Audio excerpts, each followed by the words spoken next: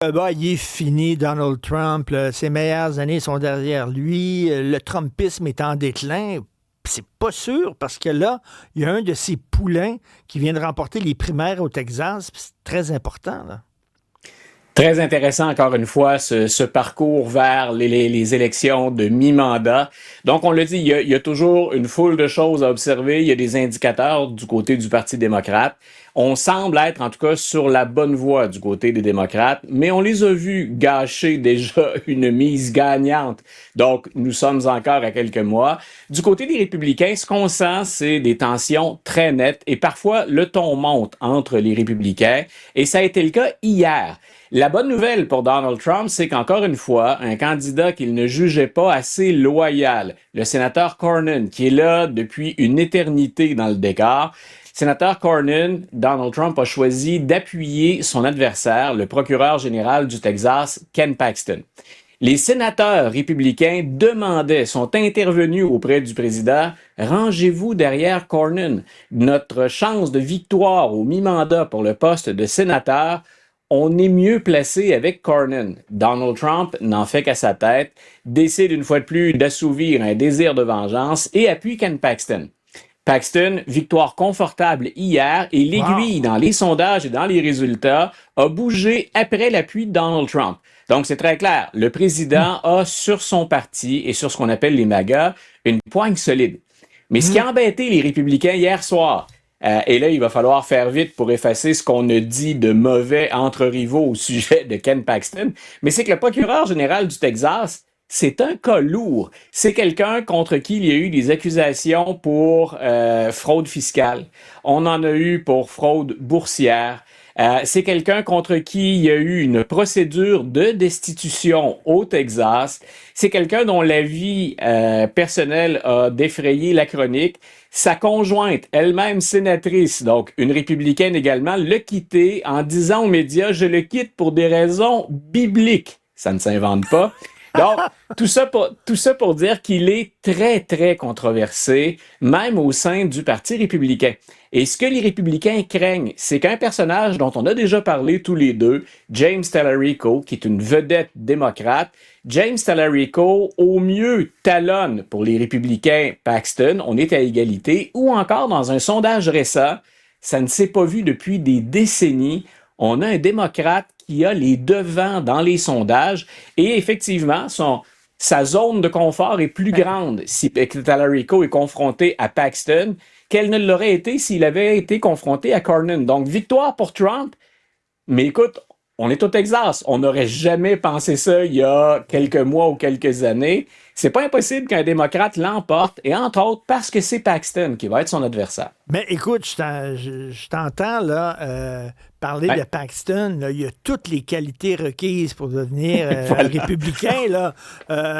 Il y a des accusations contre lui, fraude, une vie personnelle dissolue, tout ça. Il est parfait là, pour être un républicain. À part, à part son patron ou à part celui qui l'a appuyé, j'imagine mal un candidat survivre à tout ça. Donc, et d'ailleurs, c'est bien que tu le fasses un peu en riant parce que c'est ce qu'on a fait également dans les médias américains aujourd'hui en disant, ben, finalement, ils s'entendent comme cul et chemise, dit-on ou Oui. disait-on auparavant. Donc, ils sont associés de près, même dans ce qu'on pourrait reprocher à Donald Trump. Mais je répète, ce qu'il faut surveiller maintenant, Donald Trump l'a fait, sa démonstration de force, il a obtenu ce qu'il souhaitait. Est-ce que c'est un bon coup pour les républicains d'avoir favorisé Paxton? Et James, le démocrate, pardon, est déjà à l'attaque, lui, utilisant ou réutilisant les campagnes républicaines contre Paxton, entre adversaires. Il les récupère Ben maintenant, oui, donc ben à oui. son propre compte. Alors, ça va être animé, et le Sénat, c'est la course à surveiller. C'est là où c'est le plus serré pour 2026. Et un gain démocrate au Texas, c'était inespéré. Tu sais, quand on parle d'espionnage, c'est pas une Hein? farce, là, ça existe. Là. Et là, Hein? il y a un journaliste américain qui espionnait pour la Chine aux États-Unis. Thomas, Thomas Polkin, il y a deux ou trois choses encore là intéressantes. Entre autres, le moment où on nous l'annonce qu'il va être devant la cour, devant les tribunaux vendredi. Thomas Polkin, c'est quelqu'un qui a vécu longtemps en Chine, mais c'est le fils d'un ancien de l'administration Reagan qui portait le même nom, donc Thomas Polkin.